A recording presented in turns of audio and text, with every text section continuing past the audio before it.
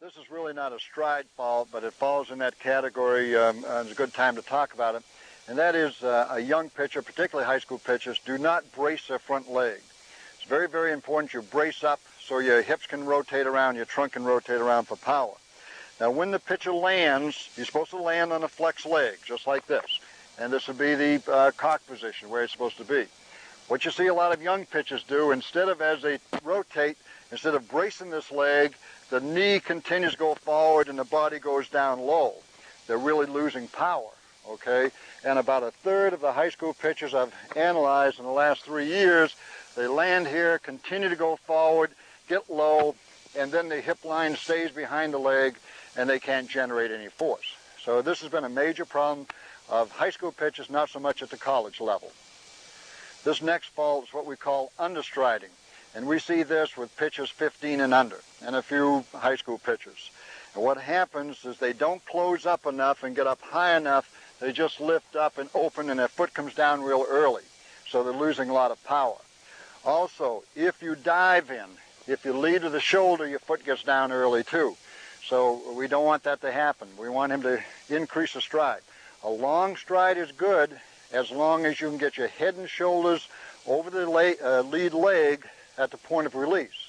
Much better to be a long strider than a short strider.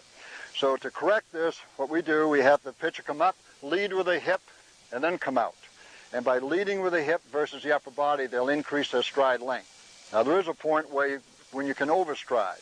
And what happens then, oftentimes, the pitcher will push off the rubber early. Before the foot gets down, you can see him almost leap into his throw. Now, of course, this is very tough on control. It doesn't help power either, and it causes a real long stride. If the pitcher's out here too long, you can see his body real low. The back knee almost touches the ground. This leg is overly flexed. It should be a 45-degree angle, and now it's almost a 90-degree angle down here when he lands.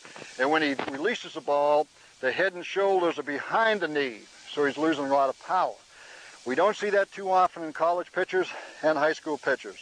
But occasionally the guy, the real young pitcher that tries to get too much into his pitch, has been told to push off the rubber. That's what happens, and he becomes an overstrider. So the way to check it as a coach, at the point of release, when he releases the ball, is his head, chin, and shoulders over the lead leg. He's okay if he's here. If you see him back here at the point of release, then you're going to have to cut his stride down.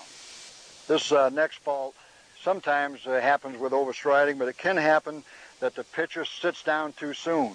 He's not in a nice posting position, drift forward.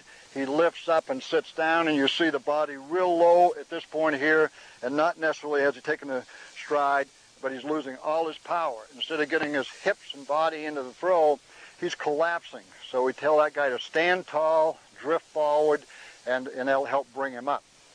And the last one, and this is for real young pitchers who are 13, 14 and under, you'll see them take a short stride and they'll land on a stiff leg real early. You want to land on a flex leg and then brace up. Don't land on a stiff leg because you may end up recoiling, and that's the worst thing you can do for your shoulder. That's because a young pitcher hasn't closed up, hasn't lifted his leg high.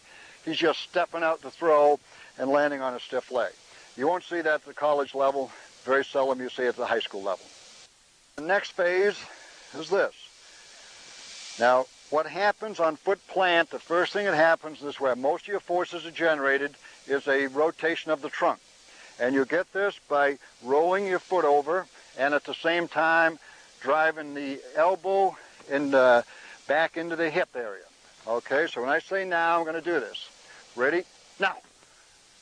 Okay, now notice I've rotated my trunk, squared the shoulders off. Okay, this is where a lot of your power is generated. Ready? Now.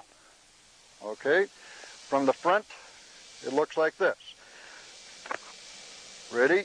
Now. Head is thrust, chest is thrust out, eyes square to the target, right here. Again. Ready? Now.